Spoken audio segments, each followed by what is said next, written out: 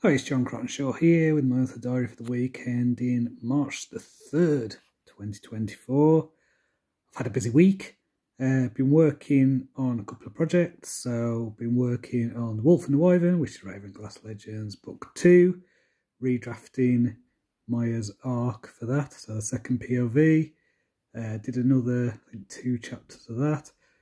Also wrote, I think it was 3 episodes of Punks vs. Zombies.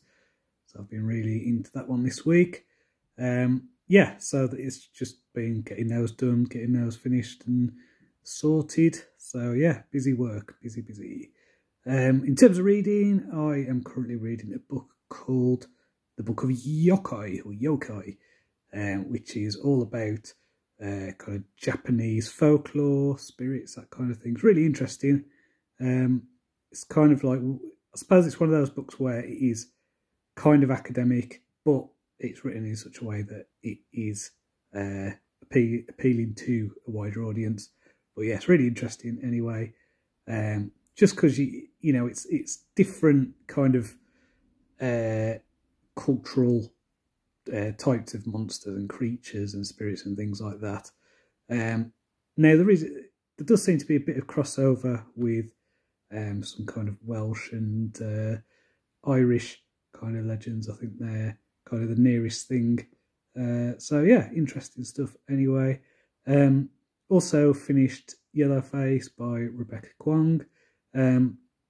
Last week I mentioned that, you know, I wasn't sure about this book. I came away with it really enjoying it. I thought it was a really good satire. I think that who's it a satire on is still up in the air, but I just think it's a satire on the whole kind of publishing thing. I think it really does a good job at poking at the kind of toxic online community around publishing. I think that is probably the most cutting satire on there. Just the kind of, what would you call it, like the bandwagon jumping, cancellation kind of stuff. Yeah, fascinating. Yeah, I don't think it was revolutionary in terms of the plot itself, but I think as social commentary, as satire, really good. But again, I'm not sure who the broader audience is for this book, because it is very much in the weeds of writing and publishing.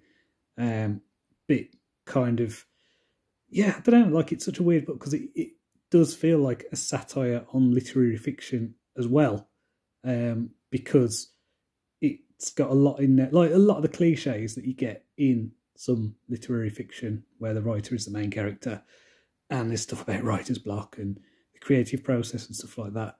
And it's such a cliche, and it's like those tropes of literary fiction are employed, but for satirical reasons. So yeah, it worked really well anyway. I enjoyed it. I think the main character is very obnoxious. And I think that it just raises a lot of questions. It's one of those books that kind of like sticks in your head and makes you think, which is always good. So yeah, next week then, I'm going to just keep going on with Punks vs. Zombies.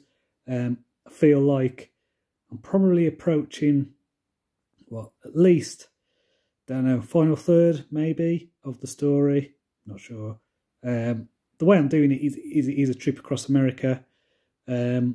So it started off in Berkeley, California, and so they've been going across the country. They have just passed the Rockies in the journey.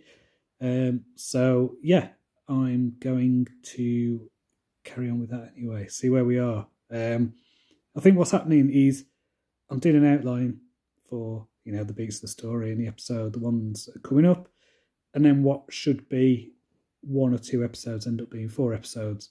So I don't know how long this is going to be or where I am. We shall see. But I'm enjoying it. That's the main thing. I'm enjoying writing this. It's a lot of fun. So yeah. So until next time anyway, cheerio.